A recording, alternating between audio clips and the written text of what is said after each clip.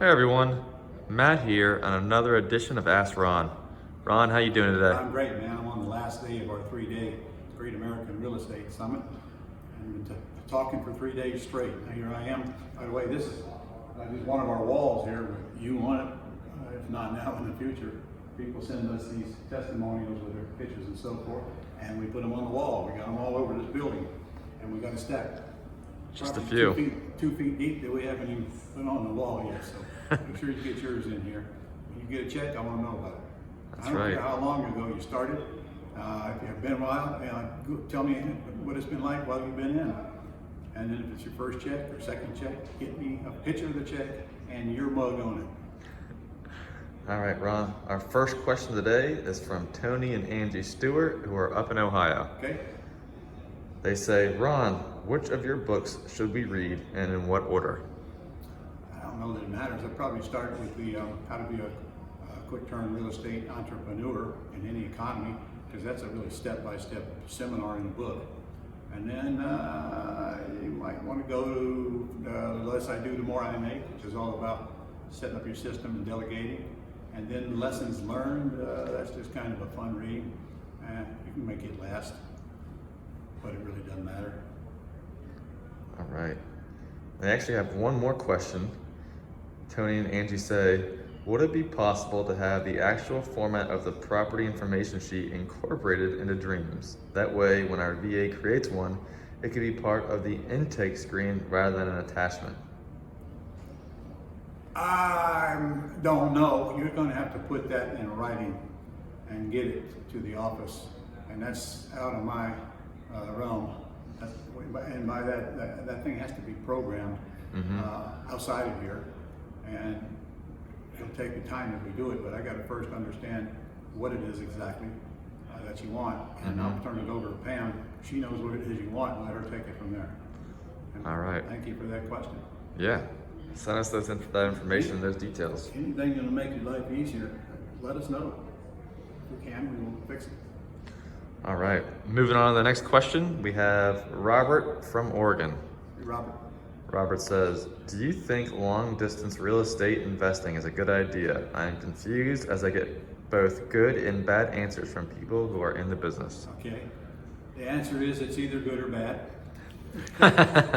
So listen, if you don't have any risk, in other words, you haven't guaranteed any debt, why not? I got students that have houses all over the place, different from where they live, but you're going to need some kind of boots on the ground, which can be somebody you know there, wherever you're going, or you can even get a realtor to get it for you for a few bucks, or you can go on Craigslist and go under gigs and put a note in there about what you're looking for, and you'll certainly get response. But you know, it doesn't make any difference where the house is, as long as whatever you need doing, somebody is there to be the boots on the ground. Somebody's got to put a lockbox on it. Somebody needs to check them when the keys come up missing, and make sure they're ready to show. And crack that code, which is not hard. It doesn't really matter where you buy real estate, as long as you don't have any risk. I don't want you to buy one out of town that you're guaranteeing the debt on. That's right. No guarantee in debt. All right. Our next question is from Brennon, who's up in Utah. Brennan says, hey Ron, the PAM chart is entering almost a full decade since its last revision. What revisions, if any, would you make to the PAM chart in 2023? Any exit strategies that are your new favorite? I'll tell you what, why don't you turn around and shoot that board right there? Because we're going to get that produced. Right there. Send out to our good customers, because that's what you're looking for. What's the question, and the answer is right below it. There you go. Good question, Brennan. Of course, you could get to the boot camp, and they're all in your manual anyway. That's probably the better answer right there. Yeah, in fact, I'm in Columbus, September 5th to the 8th. 5th through the 8th. That's right. Live in a room with people. Can't beat that. All right, moving on to the next question. We have Rita in Georgia. Rita says, hi Ron, I worked during the time of your 3-day Great American Real Estate Summit this week during August 2nd through the 4th. Will the summit be recorded to watch at a later time? Actually, it is being recorded. If you can go on there right now, today, before we're through, and it's at ronlegrand.com/summit, and upgrade to the $297 package, and you get the recordings of the entire event, plus you get 300 Gold Club points. Ooh. So I'm literally paying you more than you're paying me. So that should be kind of a no-brainer for you. And more of you has some valuable information during this event. I've taught most of it myself. So, I'm under the impression that all of it's valuable. That's a pretty good deal right there. Real good deal. All right. Our next question is from Kim in Tennessee. Kim says, one tenant buyer has paid rent late twice now, and the late fee is still late after they paid the rent 15 days late. They put $3,000 down last September on a 2-year lease. How tough do I need to be? Well, the answer is you need to send them a letter, which you should have already done by now, telling them you are late, you owe X number of dollars. Please do not submit rent unless the late fee is with it. And if I don't receive it on time, I will start eviction processes on you. And that's exactly what you need to do if you don't receive it on time. You got to toe the line. But you know what your real problem was? You let somebody in your house for a lousy $3,000 down. Okay, that's a recipe for a problem later, like you're experiencing right now. You got to play the market and get more down than that. I don't care what price range house that is. I get more than that down on an NA war zone, for crying out loud. But I know I'm going to have to talk to a lot of buyers, or I'm not. Pat Live is, before I find somebody with some money, because that's the price range house where all your problems are with tenant buyers. Low priced houses. Well, Ron, that may have been a user error on my part. It was $32,000 down, so a little bit better. Oh, well, all of that for nothing. Well, great. If it's $32,000 down, hopefully they'll move. Okay? And you can go do it again. You know for sure they're not going to buy. They can't even pay the rent. They're not going to buy. But same thing applies. You send them a letter. I need all of it with the back due late payments. So I won't accept it unless they're with it. And then when that time comes, again, sick the attorney on them. But before I did that, I'd probably try to get a hold of them by phone and see what their intent is, because I'd much rather give them a little money back, $2,000 or $3,000, than I would evict them. And then what I do is I tell them, look, go get your life straightened out. When you want to buy another house, come see me, and I'll give you credit for some of the $32,000. All right, there you go. Ron, we've come to our last 3 questions of the day, and they are from Lavern in Tennessee.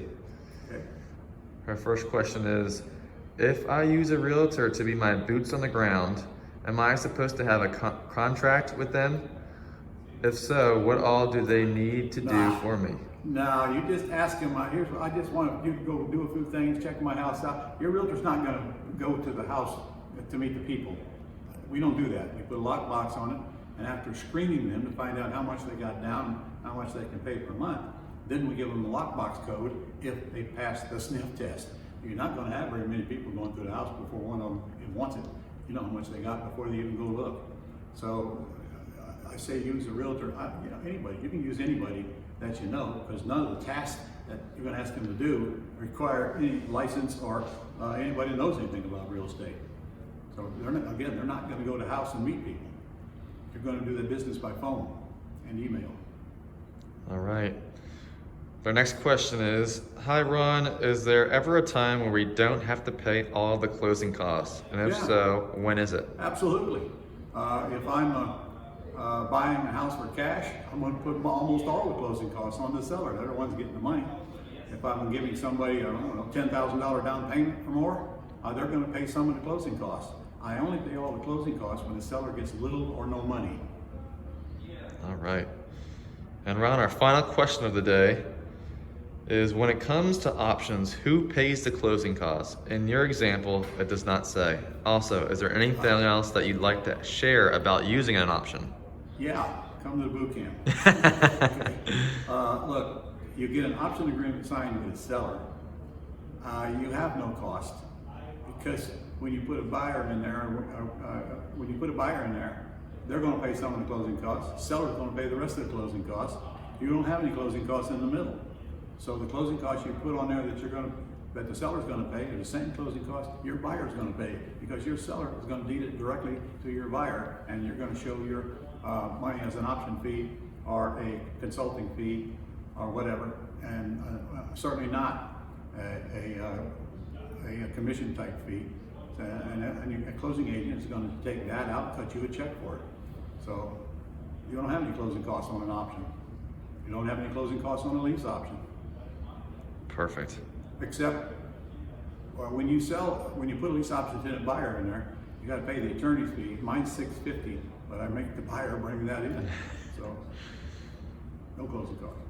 All right, Ron, that's all we have for today. All right, guys, better get to Columbus next month, and then back the month after that, we're going to have a boot camp right here in our office. We got a meeting room set up, and you might as well take a couple of days to go on vacation while you're here. That's right. All right, see you next week.